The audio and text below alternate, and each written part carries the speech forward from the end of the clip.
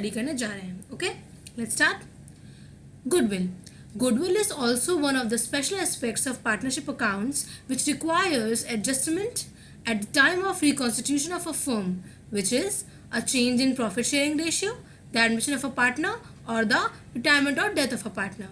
तो क्या बता रहे हैं, हमने अभी तक क्या पढ़ा है, new profit sharing ratio and sacrificing ratio.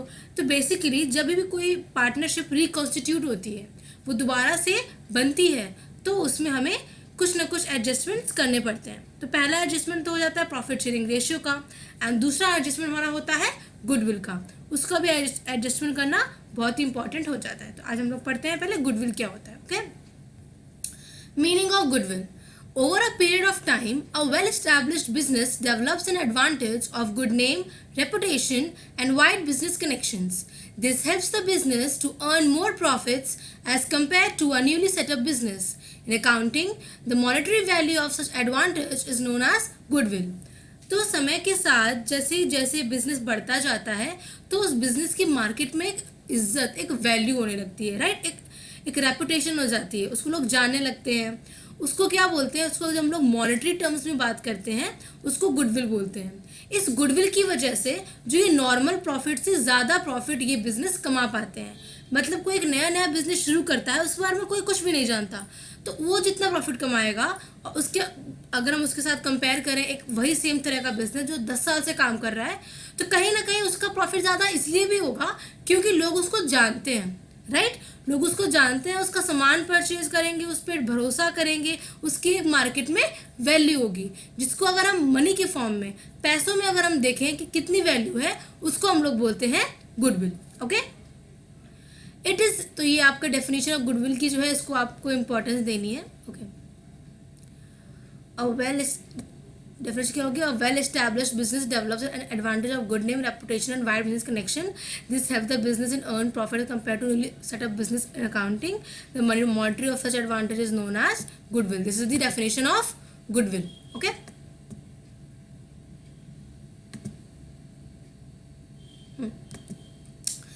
Now it is regarded as an intangible asset. Intangible asset कैसे होते हैं, जिनको हम टच नहीं कर सकते, हम देख नहीं सकते. तो क्या आपको किसी की इज्जत कितनी दिखाई पड़ती है, दिखाई नहीं पड़ती है, but you can feel it, you know it.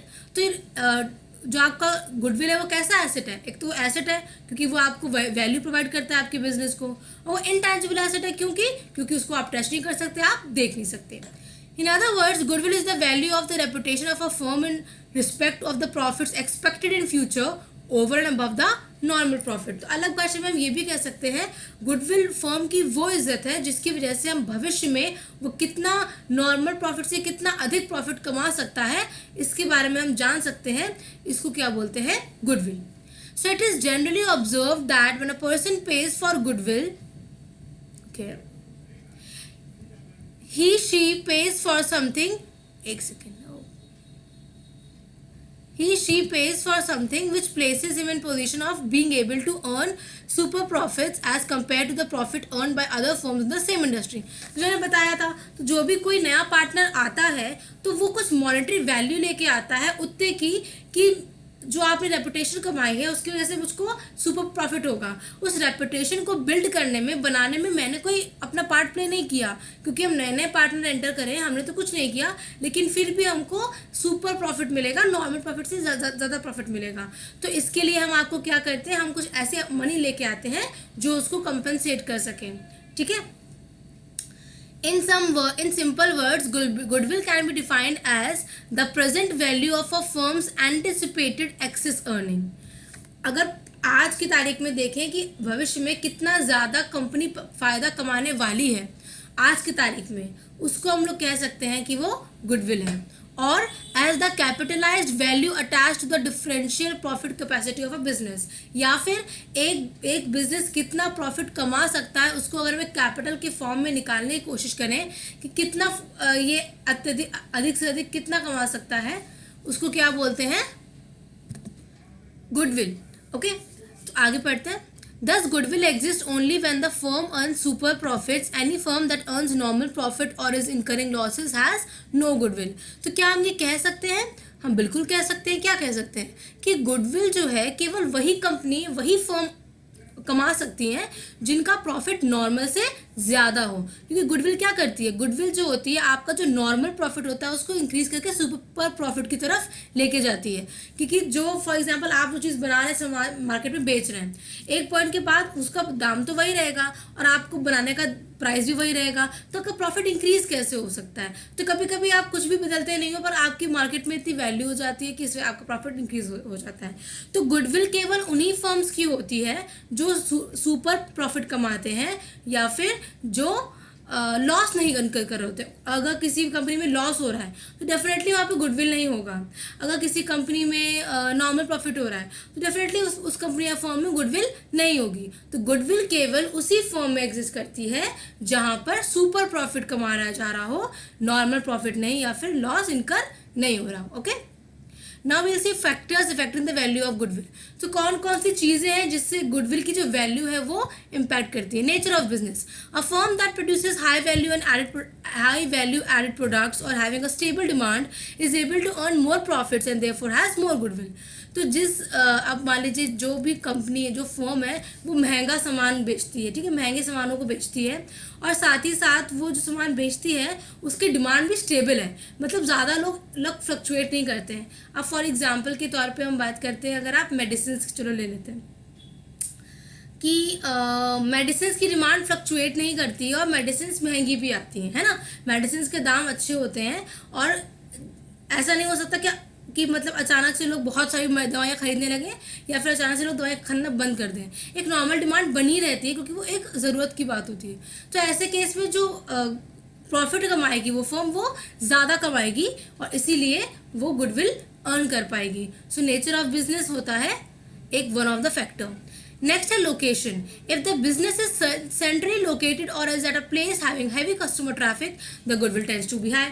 अब आपका जो बिजनेस है, आपकी जो शॉप है, जो भी कंपनी है, वो ऐसी जगह पे बनी हुई है जहाँ पे बहुत सारे लोग आते जाते रहते हैं, बहुत सारे लोग जो होते हैं वो वहाँ पे परचेज करने के लिए, सामान खरीदने के लिए आते हैं, आपकी मार्केट की प्लेस में है। अगर मान लीजिए कोई किसी की दुकान जंगल में है, बहुत जंगल में समोसे की दुकान खोला हुआ है और एक व्यक्ति ने ना बीचों बीच बाजार के समोसे की दुकान खोल रहा है, तो आप बताइए सबसे ज़्यादा समोसे किसके बिकेंगे। ऑब्वियस सी बात है जो मार्केट में उसके बिकेंगे ना, क्योंकि लोग नॉर्मली अगर कपड़े खरीदने भी आएंगे तो भी समोसे खा लेंगे, थक गए हैं तो। और वहाँ जंगल में जब कोई जंगल में जाएगा इन केस, तभी वो केवल समोसे खाएगा, वो भी तब जब उसके पास पैसे हो या फिर वो समोसे खाना चाहे। तो इसीलिए अगर आपकी लोकेशन है उस पर डिपेंड करता है आप कितना प्रॉफिट कमाओगे, और जितना ज़्यादा प्रॉफिट होगा यानी आपकी गुडविल उतनी क्रिएट हो रही है। Okay, efficiency of management. A well-managed concern usually enjoys the advantage of higher productivity and cost efficiency. This leads to higher profits and so that value of goodwill will also be high. अब management, जो काम करने वाले हमारे managers हैं, उनको वो इतने नॉलेजेबल हैं, उनका इतना एक्सपर्टीज़ है कि वो अपना टैलेंट, अपना नॉलेज यूज़ करके वो कंपनी की इस तरह से बिल्डअप करते हैं कि वो प्रॉफिट ज़्यादा कमाता है, अच्छे से काम करती है, कॉस्ट कम आती है, रिजल्ट ज़्यादा आता है, जिसकी वजह से प्रॉफिट इंक्रीज हो जाता है और गुडविल क्रिएट हो जाती है। तो एफिशिएंसी ऑफ मैनेजमेंट भी एक फैक्टर होता है जिसकी वजह से गुडविल इम्पैक्ट होती है। Now, market situation. The monopoly condition or limited competition enables the concern to earn high profits, which leads to higher value of goodwill. Market situation क्या होती है? मोनोपोली मतलब एक छत्रराज। कैसे? जैसे कि कभी कभी कुछ कंपनियां होती हैं उसके ज़्यादा ब्रांड नहीं है, एक ही आध लोग हैं जो उस सामान को बेचते हैं। तो ऑब्वियसली बात है कि तुम्हारे पास ऑप्शन ही नहीं है, हम अपने अकॉर्डिंग दाम लगाएंगे और आपको खरीदना पड़ेगा।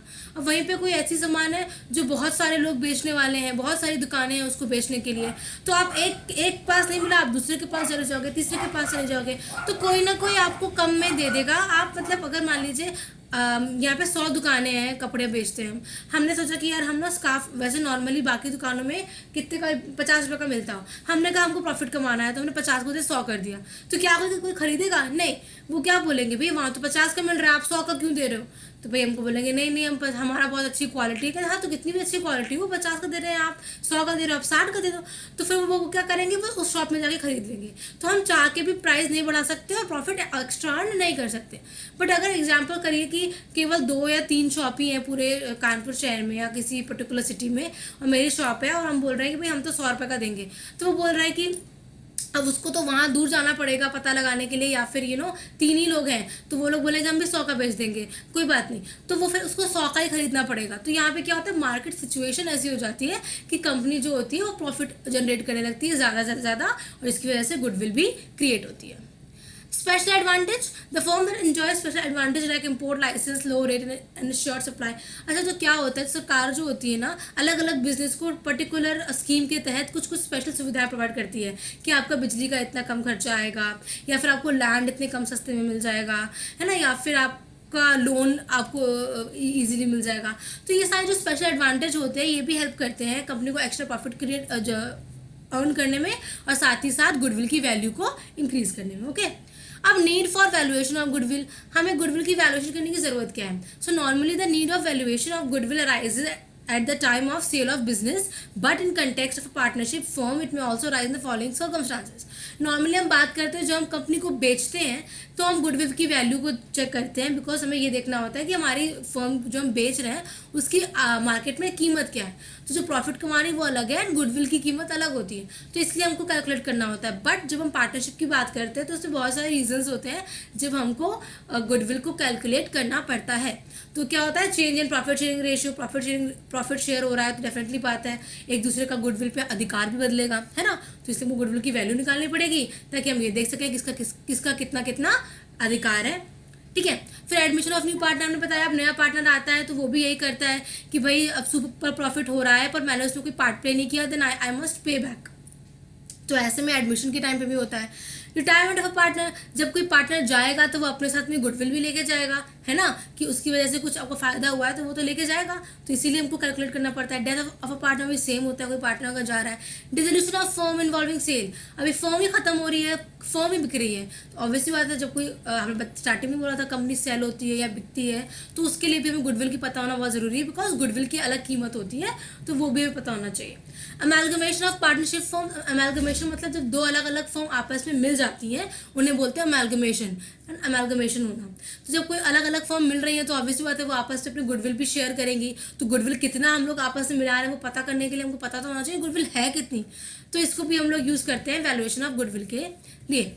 सो methods of valuation of goodwill, अब गुडविल को कैलकुलेट करने के अलग अलग मेथड होते हैं। Since goodwill is an intangible asset it is very difficult to accurately calculate its value.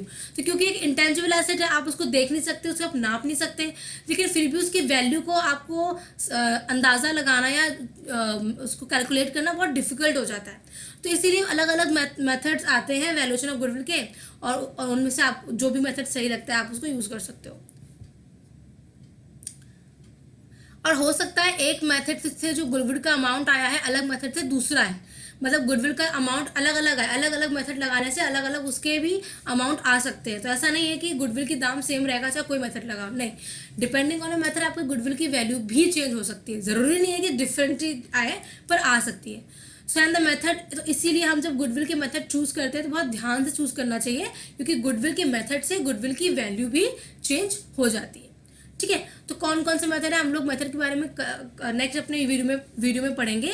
फिलहाल के लिए हम लोग तीनों नाम याद कर लेते हैं। पहला है एवरेज प्रॉफिट मेथड, फिर है super profit method and third है capitalisation method. There are 3 methods, average profit, super profit and capitalisation. Fine, so आज के लिए बस इतना ही एंड नेक्स्ट हम लोग वीडियो में अपने नेक्स्ट मेथड को समझेंगे। Okay, thank you students.